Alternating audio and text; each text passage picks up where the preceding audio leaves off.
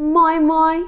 Eu sou a Cel e esse é o canal Moi Moi, sejam muito bem-vindos! Quem me acompanha lá no Instagram viu que recentemente eu fiz uma cirurgia na mão e por isso eu recebi muitas perguntas. Cel, demorou muito para você conseguir agendar a sua cirurgia? Como é que foi a burocracia em relação ao trabalho? O plano de saúde cobre esse tipo de coisa? Então fica comigo que nesse vídeo eu vou contar tudo pra vocês sobre a minha experiência, mas antes, vai o quê? Se inscrevendo aí no canal, né? Deixando aquele like gostosinho, porque a nossa nova meta é chegar nos 1000 inscritos.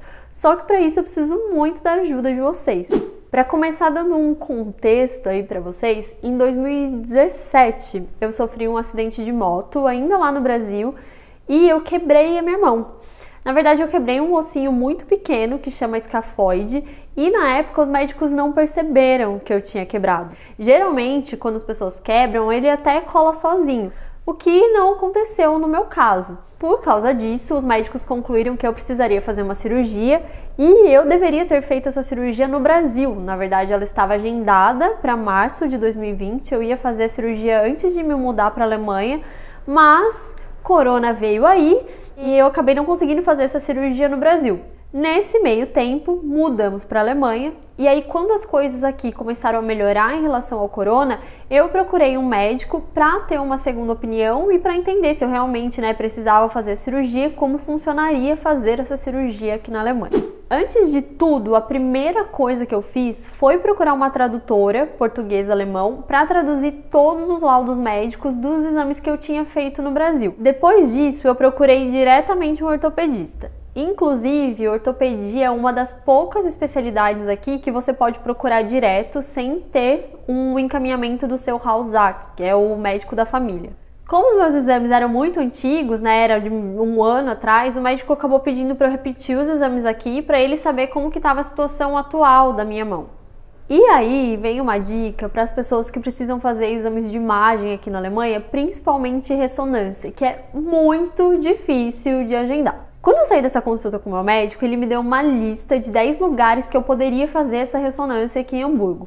E cara, eu passei um mês ligando para esses lugares várias vezes na semana e eu não conseguia agendar uma ressonância de jeito nenhum, nunca tinha horário. O que você pode fazer nesses casos é ligar direto para o seu plano de saúde, caso eles tenham uma linha para atendimento e agendamento de consultas. No nosso caso, o nosso plano de saúde é a ATK.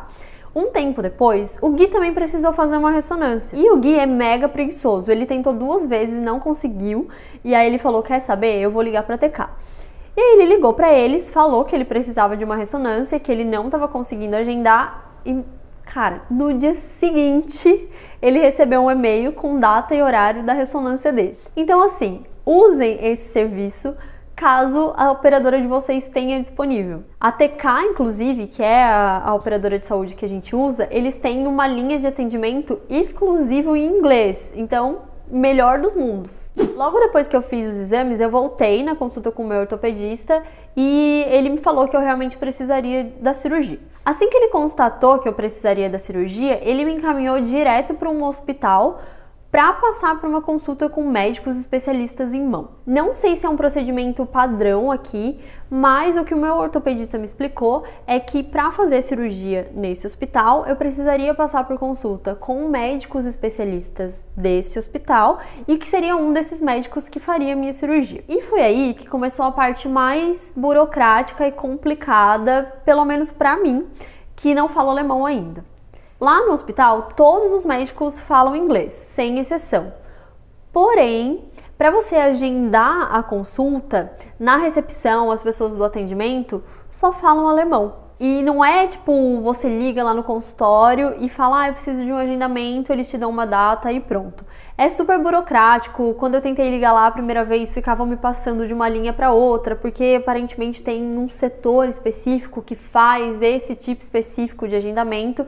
Então, eu não consegui, mesmo tentando me preparar ali antes, deixando umas coisas em alemão já, umas frases em alemão já preparadas. E aí eu pedi para uma amiga minha ligar lá e ela fez todo o agendamento para mim. No dia da consulta, eu já estava preparada, né, gente? Eu já sabia que as pessoas da recepção não falariam inglês, então eu já fui preparada com umas frasezinhas lá, caso eu precisasse explicar algumas coisas, então já fica a dica aí, caso vocês passem pelo mesmo. Muita gente me perguntou se eu demorei muito para conseguir agendar a cirurgia aqui. E, cara, nesse quesito foi zero burocracia e foi muito rápido. Na verdade, só não foi mais rápido porque eu não quis. No dia que eu fui lá pro hospital passar pela consulta com o especialista, eu já saí de lá com a data da minha cirurgia agendada.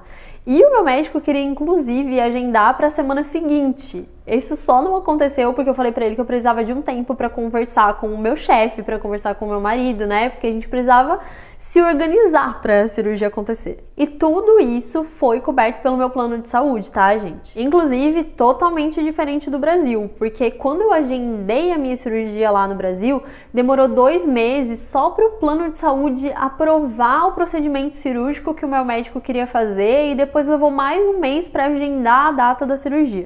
Em relação ao atendimento médico em si, eu tenho zero reclamações para fazer. O médico foi super atencioso comigo desde o primeiro momento, me explicou a cirurgia passo a passo, ele falava um inglês muito bom, o que também me deixou muito confortável. Ele me fez muitas perguntas para ter certeza de que eu tava entendendo, me deu espaço para perguntar também. Gente, meu médico fofo, que literalmente desenhou a minha cirurgia pra mim. Basicamente, eu quebrei um ossinho que tá aqui, que chama escafoide, e ele tá dividido em 2 pedaços, que são esses 2 desenhos aqui. E aí, o que a gente vai fazer é tirar um pedacinho de osso da minha bacia e botar aqui no meio. Pra ser sincera, eu tava muito mais preocupada em como eu ia conseguir me comunicar com as pessoas no hospital durante a minha estadia ali, né, pra cirurgia, do que com a cirurgia em si. São 8 da manhã agora, tá frio pra sensação térmica de 3 graus, pra ser mais precisa. E eu tô indo fazer o teste de corona pra minha cirurgia. Por mais que eu esteja vacinada, eu preciso fazer o teste de corona lá no hospital para seguir todos os protocolos deles direitinho. Confesso que nesse dia aí do teste de corona, eu voltei pra casa bem nervosa, porque faltavam 2 dias pra minha cirurgia. Como eu falei, eu tava muito tranquila com a cirurgia em si, mas para fazer o teste e para conversa com o anestesista, eu não tive contato com nenhuma pessoa que falava inglês. Então, assim, até a parte da recepção, de explicar que eu tava lá para fazer o teste, o próprio teste de corona em si, foi super tranquilo, com o nível de alemão que eu tenho, eu consegui falar tudo, entender tudo. Mas para conversar com o anestesista, não foi uma conversa assim, tipo, de 2 minutos, sabe? Ele me explicou tudo sobre a minha cirurgia, como seria a minha anestesia, quanto tempo que eu ia ficar dormindo, onde ele ia dar a minha anestesia, perguntou sobre alergias, sobre doenças, várias coisas que, assim, eu consegui entender, principalmente pelo contexto, mas o meu nível de alemão não é tão bom. Então, tinha algumas coisas muito específicas, assim, que eu queria perguntar para ele e que eu não conseguia, porque eu não falo alemão. Para meu azar ainda, nessa área específica do hospital onde eu fiz o teste e tive a conversa com o anestesista, não tinha sinal de celular. Então eu não podia nem usar o Google ou, sei lá, qualquer outro tradutor para conversar com ele. Mas no fim das contas, deu tudo certo, voltei pra casa, me acalmei, conversei com as pessoas e pro dia da minha cirurgia em si, eu fui super preparada, então eu anotei várias frases em alemão no meu bloco de notas para evitar qualquer problema se eu não tivesse internet, tipo, pra falar que eu tava com dor, pra falar que eu precisava, sei lá, que eu tava com fome, que eu precisava de qualquer coisa, eu fui com tudo anotado, mas no fim das contas eu nem precisei. Eu acho que eu dei muita sorte, porque todas as pessoas que eu cruzei, desde quando eu cheguei no hospital pra fazer minha cirurgia até quando eu tive alta, falavam inglês. Até as pessoas que dividiram um quarto comigo, gente. Eu dividi quarto com 2 senhorinhas, primeiro uma de 60 anos e depois uma de 70 anos, e as duas falavam inglês. Uma delas, inclusive, falava um pouquinho ali de espanhol. E eu tive a sorte de, na manhã seguinte da minha cirurgia, receber café da manhã de uma enfermeira brasileira. Foi o auge. Gente, eu acho muito engraçado como aqui as coisas são meio independentes, sabe? As pessoas são independentes. Então, eu cheguei aqui no hospital, vim exatamente pro bloco, pro número que me mandaram vir. E aí, tipo, não tem uma salinha, uma recepção, sei lá. Eu, tipo, cruzei com um enfermeiro no corredor, Expliquei pra ele que eu ia fazer uma cirurgia, perguntei onde que eu devia ficar, se tinha uma administração, alguma coisa assim. Ele falou assim, não, você não precisa fazer nada, só senta nessa salinha aqui e espera. E é o que eu tô fazendo agora, eu tô esperando. Ele disse que vão vir me chamar pra me levar pro quarto e tal, porque como eu vou ter que passar a noite aqui, tem umas coisas minhas, e eu vou ter que me preparar pra cirurgia, trocar de roupa, o anestesista vai vir falar comigo e tal. Então, tipo, tô aqui esperando. Gente, eu amo a organização e a eficiência alemã. No dia que eu cheguei no hospital para minha internação, me botaram num quarto provisório, me avisaram que seria um quarto provisório para eu poder trocar de roupa, me preparar e tal. E me deram um armário onde eu podia guardar todas as minhas coisas e depois fechar com chave.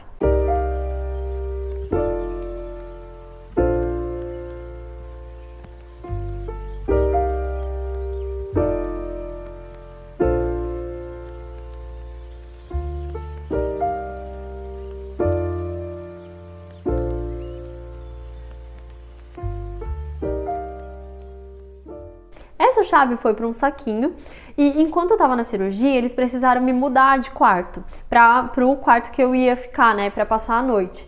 E aí, cara, quando eu saí da cirurgia e fui para o meu quarto que eu ia ficar, as minhas coisas já estavam todas lá no armário do quarto novo, organizadas exatamente do jeito que eu tinha deixado no outro. E a minha estadia no hospital, de forma geral, foi muito tranquila. Inclusive, preciso falar aqui que eu achei a comida do hospital alemão muito boa, viu?